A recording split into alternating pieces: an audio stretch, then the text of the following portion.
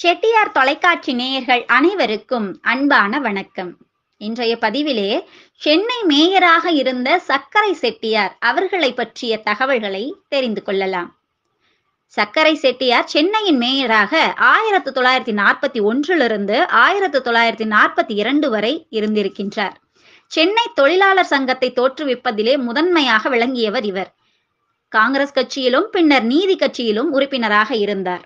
1878 December மாதம் 12ஆம் நாள் சென்னையில் பிறந்தார். இவரது தந்தையார் கேசவலு செட்டியார், தாயார் ஆண்டாள் அம்மாள். சென்னை கிறிஸ்துவ கல்லூரியில் உயர்நிலை பள்ளியிலே பயின்றார். கிறிஸ்துவ கல்லூரியில் சேர்ந்து பயின்று BA பட்டம் பெற்றார். கல்லூரியில் படிக்கும்போது கல்லூரி மாணவர் தலைவராகவும் இவர் செயல்பட்டார். கிறிஸ்துவ போதனைகளால் கவர்ந்து ஈர்க்கப்பட்ட சக்கரை செட்டியாரானவர் கிறிஸ்துவ மதத்தை தழுவினார். ஆங்கிலத்திலே புலமை பெற்று விளங்கினாலும் தாய்மொழியாகிய தமிழ் மீது பற்று கொண்டு தமிழாசிரியர் பரிதி மாற்று கலைஞரிடம் தமிழ் பயின்றார். 2 ஆண்டுகள் பெண்கள் பள்ளியொன்றிலே ஆசிரியராக பணியாற்றினார். பின்னர் 1902ஆம் ஆண்டு சட்டக்கல்லூரியில் சேர்ந்து பட்டம் பெற்றார்.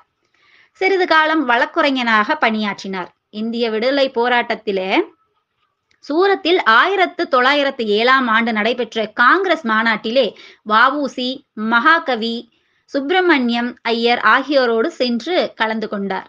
இந்த மாநாட்டிலே தான் காங்கிரசின் தலைவரை தேர்ந்தெடுப்பதிலே மிதவாதிகளுக்கும் தீவிரவாதிகளுக்கும் கருத்து வேறுபாடு ஏற்பட திலகரின் தலைமையில் அணிதிரண்ட தீவிரவாதிகள் பிரிவினரோடு சக்கரை செட்டியார் சேர்ந்தார்.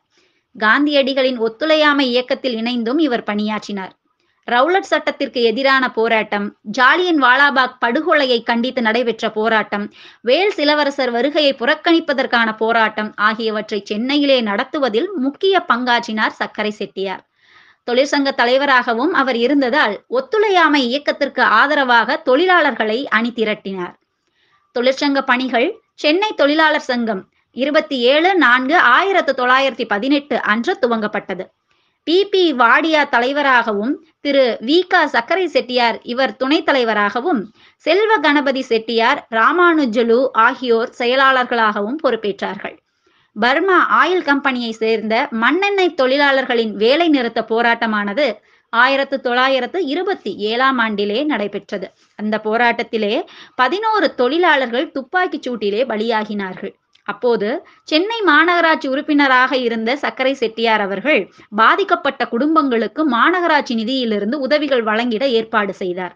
சக்கரை செட்டியார் முதல் மத்திய தொழிற்சங்க அமைப்பான அகில இந்திய தொழிற்சங்க காங்கிரஸ் தமிழ் மாநில தலைவராக 1943 முதல் 1945 வரையிலும், மீண்டும் 1951 முதல் 1956 வரையிலும் பொறுப்பு வகித்தார். 1948 1949ஆம் ஆண்டுகளிலே தொழிற்சங்கங்கள் தடை செய்யப்பட்டன. பிற சிறப்பு அம்சங்கள் என்று எடுத்துக்கொண்டால் 1922ஆம் ஆண்டு வெளியிடப்பட்ட பாரதியின் பாடல் தொகுப்பான சுதேச கீதங்கள் எனும் நூலுக்கு சக்கரை செட்டியார் முன்னுரை எழுதியிருக்கின்றார். 1956 சென்னை மாகாண சட்டமன்றத்தில் தமிழ் ஆட்சி மொழி சட்டம் சி. சுப்பிரமணியத்தால் முன்மொழியப்பட்டது.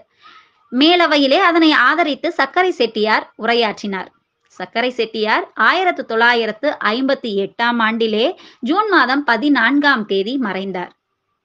என்ன நண்பர்களே, இன்றைய தகவல் மிகவும் பயனுள்ளதாக இருந்திருக்கும் என்று நம்புகின்றோம். மேலும் இது போன்ற பயனுள்ள பல தகவல்களுக்கு தொடர்ந்து இணைந்தே இருங்கள் செட்டியார் தொலைக்காட்சியுடன். அடுத்த பதிவில் உங்களை சந்திக்கும் வரை உங்களிடமிருந்து விடைபெறுவது செந்தூரா. நன்றி நண்பர்களே.